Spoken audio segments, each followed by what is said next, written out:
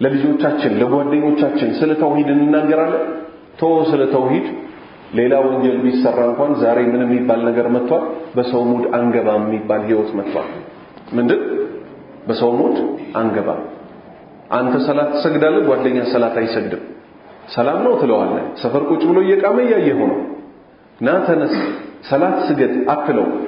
ምን ይባላል? ሼም ነው፣ ፋራ ባላለው። ስለዚህ ፒስ ነው ብለው ትሄዳለህ። እሱ ሰዓት ላይ ተቀምጧል። ሰላት እየተሰገደ እሱ እየቃመ ነው። ምን ብሎት ያልፋል? ይሄ ጓደኛ ተብየው። እነዚህ ናቸው የውሸት ጓደኝነት ያላቸው። የእውነተኛ ጓደኛ ማለት አንድ ወንድ አጅነቢ ሴት ጨብጦ አቅፎ ሲሄድ ስታየው አላህን ፍራ ማለት መቻል አለበት።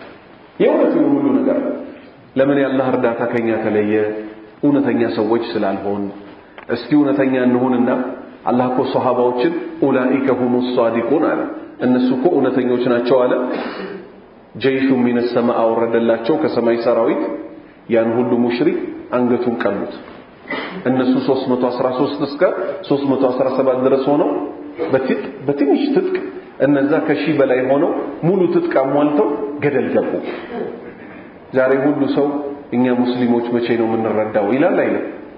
ይሄ የሁሉ ሰው ጥያቄ ሆኗል አይደል? መልሱ ግን ቀላል ነው ለተገበረው ሰው። ኢን ተንሱሩላህ ይንሱርኩም። አላህን ህግጋቱን በመፈጸም እሺ ብላችሁ ብትታዘዙ አላህ ይረዳችኋል። ዛሬ ሴቶቻችንን ስትመለከቱ ቅንድብ መቀንደብ ሐራም ነው አይደል? ማናችንም ለምናውቅ ሴቶቹም ያውቁታል። አሁን አላህን እንደ በኒ እስራኤሎች ሊሸውዱት ማለት ነው። ፋራ ነው ሁሌ።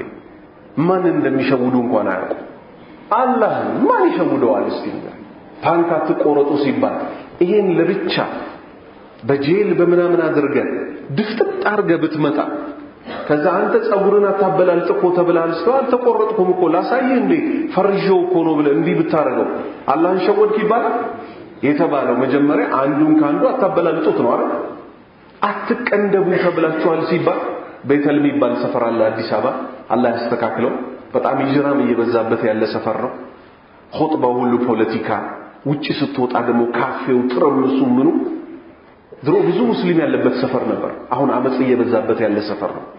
እዛ ሰፈር ላይ ሴቶች ምን ይሰራሉ? በቴሌቪዥን ቀርበዋል። ሳይቀነደቡ በሂና ምን ማድረግ?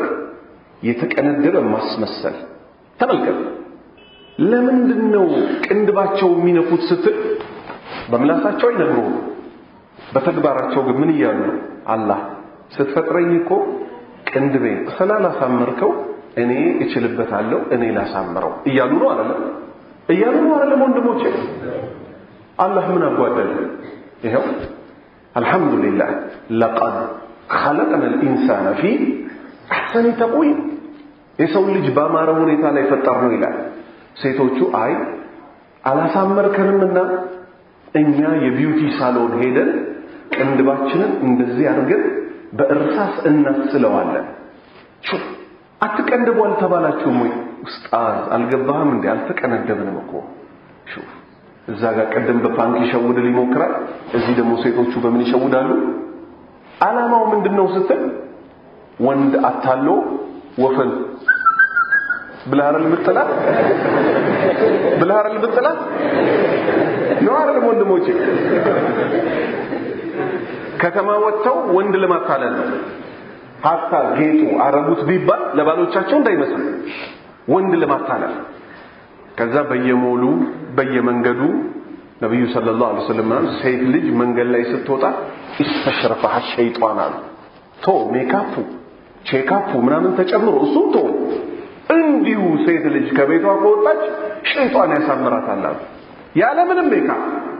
አሁን ሜካፕ ተጨምሮ ቅንድብ ተጨምሮ ሂና ተጨምሮ እግራቸው ላይ ሰንሰለት አድርገው ይሄዳሉ ሊያሰሙ ማለት ነው መንገድ ላይ ሴት መሆናቸው።